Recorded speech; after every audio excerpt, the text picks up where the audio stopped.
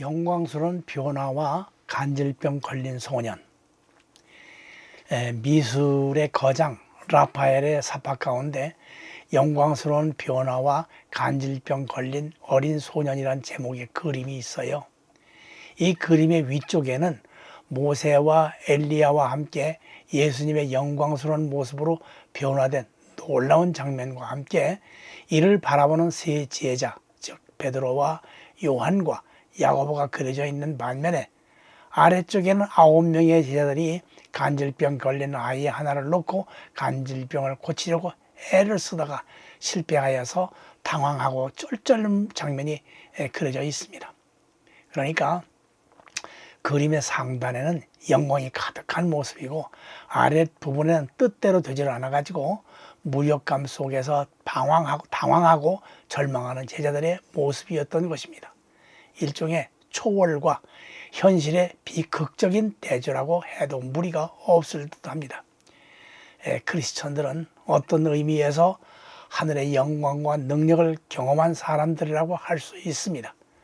그럼에도 불구하고 현실이라고 하는 골짜기에서 때로는 삶의 무력감과 절망을 경험해야 하는 딜레마를 안고 하루하루를 살아가고 있음을 부인할 수 없습니다. 우리가 은혜 가운데 있을 때, 이를테면 구원의 확신이 있을 때라든지 기도 응답이 척척 이루어질 때라든지 계획하고 구상했던 일들이 기분 좋게 풀릴 때라든지 부흥 집회나 은사 집회에 참여해서 성령의 임재를 느낄 때에는 변화산에 있는 베드로처럼 하늘의 영광을 경험하는 순간이라고 말할 수 있을 겁니다. 이럴 때 주님이 가라고 하는 곳이면 어디든지 갈 것 같고 주님의 명령하는 것이면 무엇이든지 순종할 것만 같습니다. 성령님이 함께 하신다는 확신이 있을 때는 모든 기도회나 공예배는 말할 것도 없고 새벽 예배에 한 번도 빠지지 않을 것이며 성경도 일독하겠다고 마음속으로 결단도 합니다. 그러나 그 다음 순간 우리는 도무지 이겨내기 힘든 난관에 봉착하게 됩니다. 할 것 같았는데 환경이 발목을 붙잡고 사람을 참 힘들게 어렵게 만듭니다. 왜 그런 줄 아십니까? 은혜가 있는 곳엔 반드시 시험이 있어서 그렇습니다. 그렇지만 하나님께서는 우리가 감당할 시험밖에 안 주신다고 했으니까 우리가 넘어지는 건 순전히 우리의 책임입니다. 우리가 나약하기 때문에 넘어지는 겁니다. 이럴 때 누군가가 연약한 믿음이라고 지적하거나 좀 더 분발하라는 식으로 조언을 하면 자존심은 있어서 다 알고 있지만 나약한 인간에게 안 되는 걸 어떻게 하느냐고 짜증 비슷한 푸념을 합니다.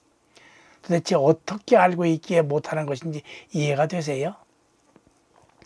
우리가 안다고 표현을 자주 쓰는데 머리로 아는 것하고 가슴으로 아는 것하고는 차이가 많습니다.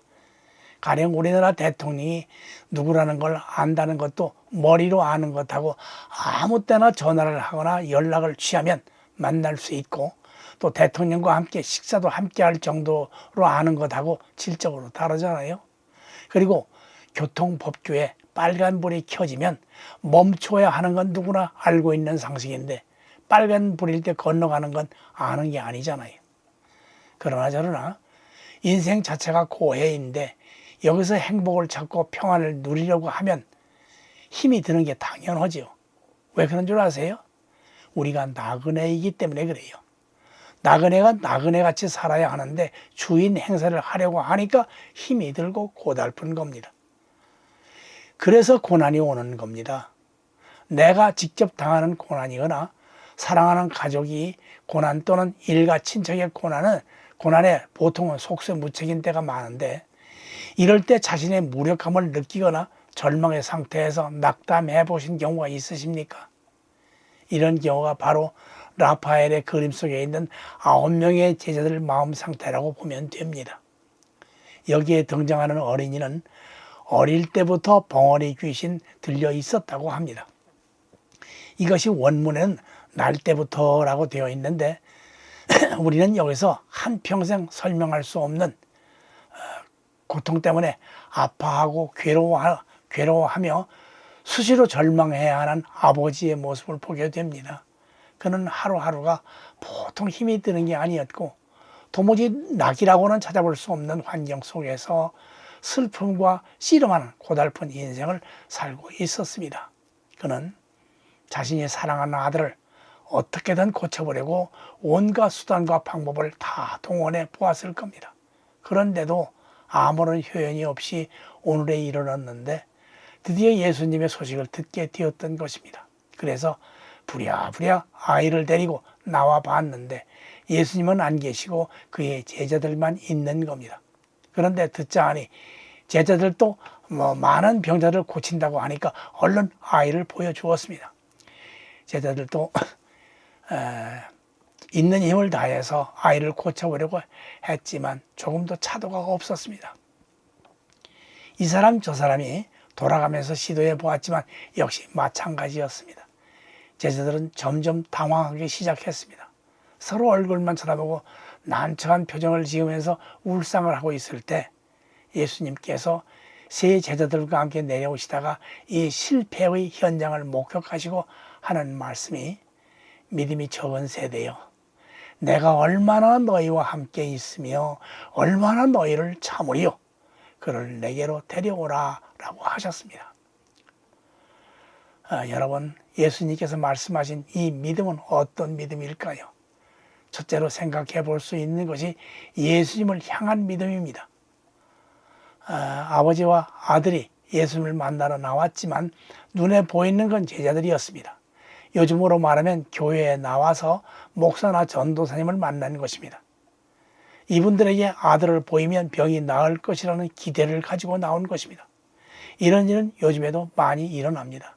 누군가 어려운 문제를 만나서 괴로워하고 있을 때 교회 나오세요. 예수님 믿으면 복을 받고 어려운 문제도 해결받을 수 있습니다 라는 말을 듣고 교회에 나온 사람들이 많이 있어요. 교회에 나와서 예배에 참석해보고 나름대로 매달려 보기도 하고 목사님에게 기도 부탁도 간절히 해보았을 겁니다. 그런데 병이 낫지 않고 병 나을 기미조차 보이지 않는 경우가 많잖아요. 이러한 경우 라파엘의 그림 중 아래 부분에 해당하는 내용이라고 보면 됩니다. 본문에 등장한 아이의 아버지에게 좋은 점 하나를 발견하게 됩니다. 그는 여기에서 포기하지 않았습니다. 좌절하지 않았다는 말입니다. 에이, 교회 나가봤자 별 볼 일 없네. 병이 낫는 것도 아니고 괜히 시간만 낭비했잖아. 하지 않았다는 것이죠. 아이의 아버지는 제자들에게 실망하여 돌아가지는 않고 기다렸다는 말인데 예수님께서 때맞추어 나타나셨는지도 모르죠. 하여간 결과적으로는 예수님을 만나게 됐고 예수님을 만나게 되니까 예수님이 사건에 직접 개입하셔서 병 고침을 받는 역사를 체험하게 되는 겁니다. 자, 그렇다면 목사나 전도사는 무엇하는 사람들일까요? 신학 박사나 부흥 강사는 뭐하는 사람들이라고 생각하십니까? 한마디로 말해서 예수님을 소개시켜주고 예수님이 어떤 분인지 가르쳐주는 사람들입니다. 그러니까 교회나 교역자, 기도나 안수, 금식이나 상담 같은 것들은 하나같이 예수님을 만나게 하고 예수님의 능력을 체험하게 하는 방편이라는 말입니다. 예수님의 은혜를 체험하고 하나님의 긍휼하심을 입게 하기 위한 안내자이고 유일한 길임을 안내하는 표지판이나 안내판과 다름이 없다는 말입니다. 표지판 자체는 경기도도 아니고 인천도 아닙니다. 표지판을 따라가면 경기도가 나오고 인천이 나와서 목적지에 도착할 수 있다는 것 아니겠어요? 다시 정리를 해보면 교회나 교리나 목사나 부흥 강사나 전도사님들은 하나같이 예수님을 가리키고 있다는 말입니다. 예수님을 제대로 소개해주고 예수님의 본 모습을 설명해주며 예수님의 참뜻이 무엇인가를 깨닫게 해주는 것이 이분들이 해야 할 임무요 과제란 말입니다. 그래서 어떻게 해서든 예수님을 만나게 해주어야 할 책임이 이들에게 있다는 말입니다. 이렇게 해서 예수님을 만나면 모든 문제가 해결됩니다. 병 고침을 받고 은혜도 받고 사명도 받고 각종 은사도 받고 복도 받고 그러면서 내가 변화되는 겁니다. 겉은 후패할지라도 속 사람은 새롭게 거듭나는 것입니다. 큰 교회에 다닌다고 해서 바뀌는 게 아니고 역사가 깊은 교회에 다닌다고 해서 변화되는 것이 아닙니다. 성령의 충만한 교회에선 성경 공부하다가 바뀌고 새벽 제된 쌓다가 바뀌고 말씀 보다가 바뀌어요. 그런데 안 바뀌는 사람이 있어요. 10년을 다녀도 안 바뀌어요. 왜 그런 줄 아세요? 예수님을 향해 마음 문을 열어놓지 않아서 그렇고 예수님을 만나려고 하지 않아서 그래요. 그러면서 사람을 바라보니까 그래요. 본문에 있는 제자들의 모습은 벙어리 귀신 들린 어린 아이를 둘러싸고 있으면서 이러지도 못하고 저러지도 못하는 답답한 현장입니다. 뾰족한 수가 있는 것도 아니고 그렇다고 무작정 시간을 끌 수도 없는 입장에서 예수님이 나타나신 것입니다. 그를 내게로 데려오라. 이 말씀에 단서 붙이지 말고 그대로 믿고 순종하는 저와 여러분이 되기를 바랍니다. 문제가 되는 것은 일단 예수님 앞에 갖다 놓아야 합니다. 뒤에서 수근수근 하지 말고 인간적인 판단이나 하나님보다 앞서가지 말고 예수님 앞에 가지고 나와서 예수님으로 하여금 해결해 달라고 강청하는 것입니다. 아이의 아버지는 아이를 예수님 앞으로 데리고 나왔습니다. 단순히 교회에 나온 것이 아니고 그렇다고 목사님에게 데리고 나온 것도 아닙니다. 예수님께 데리고 나왔습니다. 이것은 무슨 뜻인지 아시죠? 예수님이 계시지 않는 건물이나 사람에게 데리고 나온 것이 아니란 그 말입니다. 방금 전 예수님은 어디 계셨죠? 변화산에 있었습니다. 그곳에서 예수님의 모습은 하나님 영광의 모습이었습니다. 이 모습을 세 제자에게 보여주신 것은 예수님이 곧 하나님이심을 확인시키신 것이었습니다. 그런 다음에 세상에 내려오셨습니다.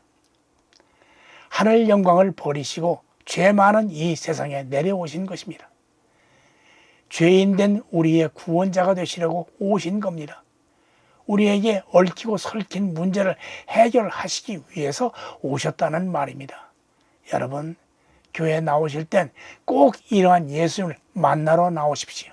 주일이니까 집사나 권사니까 나오는 것보다 나의 구원자가 되시는 예수님을 만나기 위해서 나오시기 바랍니다. 그래야 은총을 입습니다.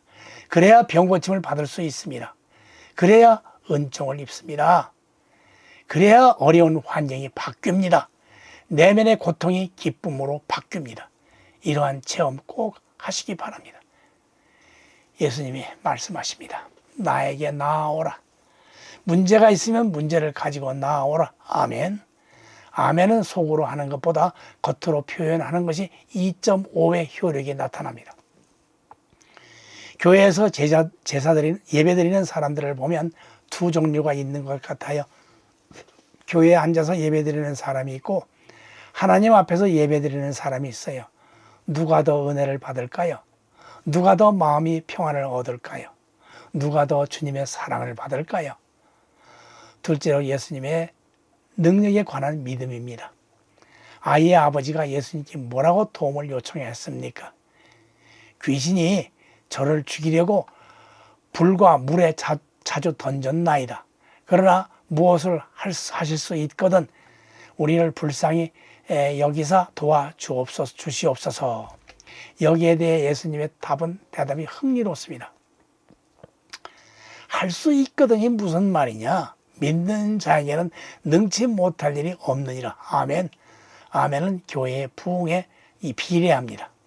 아이 아버지 할 수 있거든이라는 표현은 확신이 없어 보이고 소극적인 자세인 것만 같아서 썩 마음에 들지 않습니다. 그러나 아이의 아버지 입장에서 생각해보면 이해가 되긴 돼요. 당신의 제자들이 지금까지 애를 썼지만 고치지 못했습니다. 그러니까 당신이 못 고친다 해도 실망하지 않을 테니까 큰 부담은 갖지 않으셔도 됩니다라는 위로의 냄새가 물씬 풍기긴 해요. 하지만 사람 잘못 봤습니다. 전능하신 하나님 앞에서 예수님의 능력을 제한시키는 발언을 했으니 혼이 날 만도 합니다. 할 수 있거든이 무슨 말이냐? 믿는 자에게는 능치 못할 일이 없느니라 라고 호통을 치니까 고백이 확 달라집니다. 내가 믿나이다. 나의 믿음 없는 것을 용서하소서. 진작부터 이렇게 나왔으면 좋았을 것을. 하여간 이 고백 후에 아이의 병은 고침을 받습니다. 그런 예수님께 문제를 가지고 나와서 모두 해결받고 돌아갑니다. 그런데 예수님의 제자를 향해서 믿음이 없는 자라고 하셨고 마태복음에서 믿음이 적은 자라고 했는데 이게 무슨 뜻일까요? 정말 제자들이 믿음이 없는 자들일까요? 아니잖아요. 누가 봐도 믿음이 있는 분들이잖아요. 혹시 다른 때는 잘 믿었는데 이때만 예수님의 마음에 들지 않은 것일까요? 물론 그럴 수도 있겠죠. 그러나 평상시엔 믿음으로 제법 승리하는 삶을 살다가 어느 때 보면 영 불신앙의 모습을 보이며 허우적거릴 때가 있긴 있어요.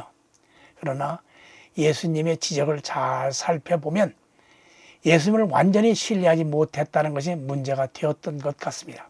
이를테면 순수하지 못한 믿음, 빛 바랜 믿음, 불순물이 들어가 오염된 믿음 등은 하나님의 능력을 제한하는 결과를 가져옵니다. 신앙은 부인하지 않지만 그렇다고 전폭적으로 신뢰하는 것도 아닌 어정쩡한 믿음이라서 양다리 걸친 모양새가 되고 마는 겁니다. 양다리 걸친 곳에는 하나님이 거들떠보지도 않습니다.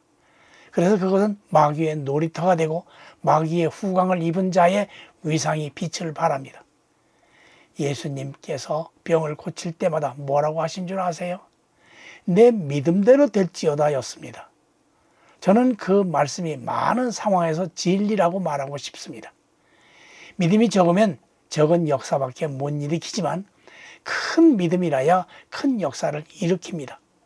따라서 우리에게 어떤 문제가 닥치더라도 예수님을 전폭적으로 신뢰하는 큰 믿음만 있으면 겁낼 것이 없습니다.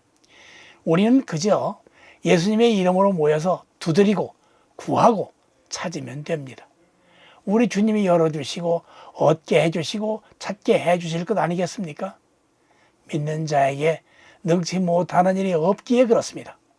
자신감을 가지십시다. 긍지를 가집시다. 예수님의 능력이라면 이 세상에서 못할 것이 무엇이 있겠습니까?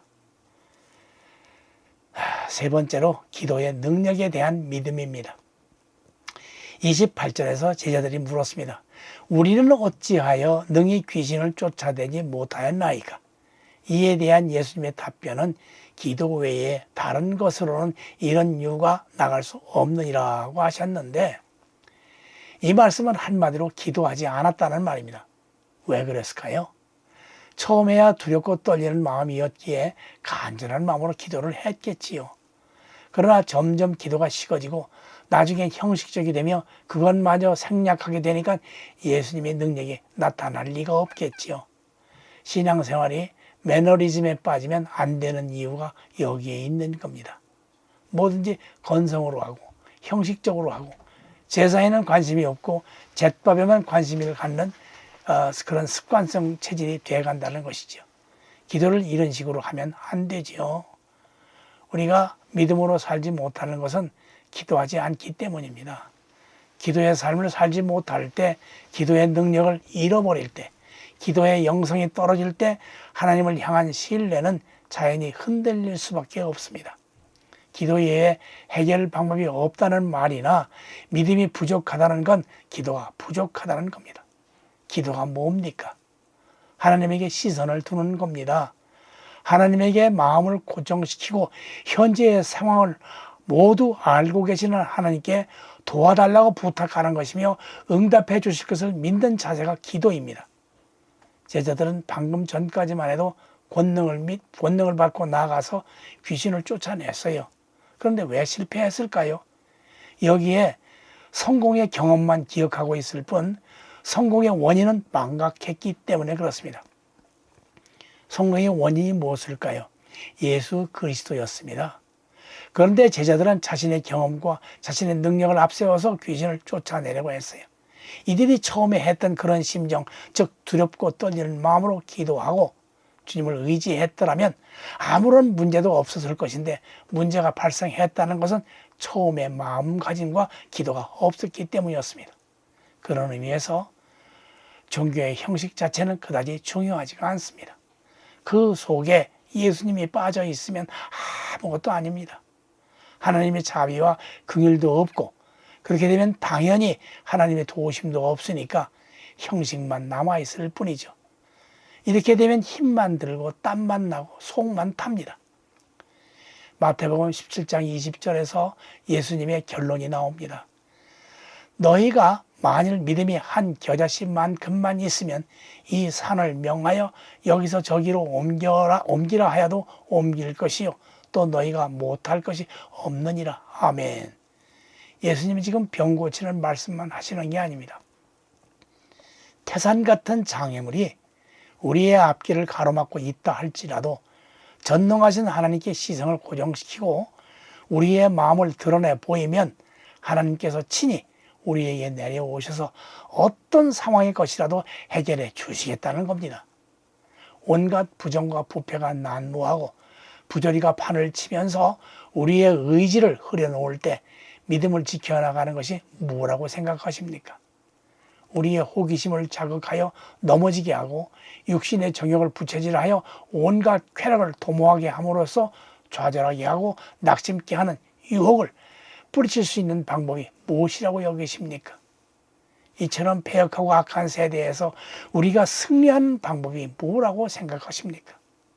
오직 믿음뿐인 것을 기억하시기 바랍니다. 이 믿음은 예수 그리스도에 대한 믿음입니다. 그분을 전능자로의 능력을 믿는 것입니다. 오늘 우리들의 문제는 무엇입니까? 우리가 낙심을 하고 절망케 하는 것이 무엇입니까? 그것을 가지고 예수님께 나아갑시다. 그분이 문제를 해결해 주실 것이라는 믿음을 가지고 나아갑시다. 예수님께서 스스로 목자라 하셨습니다. 그러면 우리가 뭐가 됩니까? 양이 되는 겁니다. 예수님도 우리를 양이라고 했습니다. 그렇다면 목자가 왜 양을 키웁니까? 양을 잘 살게 하려고 키웁니까? 양을 잘 되게 하려고요? 양을 행복하게 해주려고 키웁니까? 천만의 말씀입니다. 양을 잘 먹고 잘 살게 해주려고 키우는 것이 아니라 양을 행복하게 해주려고 키우는 것도 아닙니다. 목자가 양을 키우는 목적은 털을 깎기 위해서 키우고 젖을 짜기 위해서 키우며 고기를 얻기 위해서 키우는 겁니다. 양에게 돌아가는 것은 없습니다. 양에게 유익되는 것이란 없다는 말입니다. 양은 이에 대해서 이의를 제기할 수도 없고 데모를 하거나 투쟁을 할 수도 없습니다. 목자가 털을 내놓으라고 하면 털을 내놓아야 하고 젖을 내놓으라고 하면 젖을 내놓아야 하고 고기를 내놓으라고 하면 고기를 내놓는 것이 양의 의무이고 본분입니다. 목자가 원하면 언제든지 내놓아야 합니다. 이것이 양의 운명인 것입니다. 그러나 이것은 어디까지나 이 세상에서의 양과 목자라는 상관관계이지 영적 관계가 아님을 알아야 하겠습니다. 영적으로 우리는 엄연히 주님의 백성입니다. 주님의 자녀이고 신랑 되신 예수님의 신부이기 때문에 우리에게 영원한 행복과 함께 엄청난 유익을 안겨다 주는 분이 예수님이라는 사실을 잊지 말아야 하겠습니다. 이렇게 해주시려고 이 땅에 오셨고 십자가에 돌아가시기까지 하신 것입니다. 이것을 믿는 것이 믿음이고 복음입니다. 할렐루야.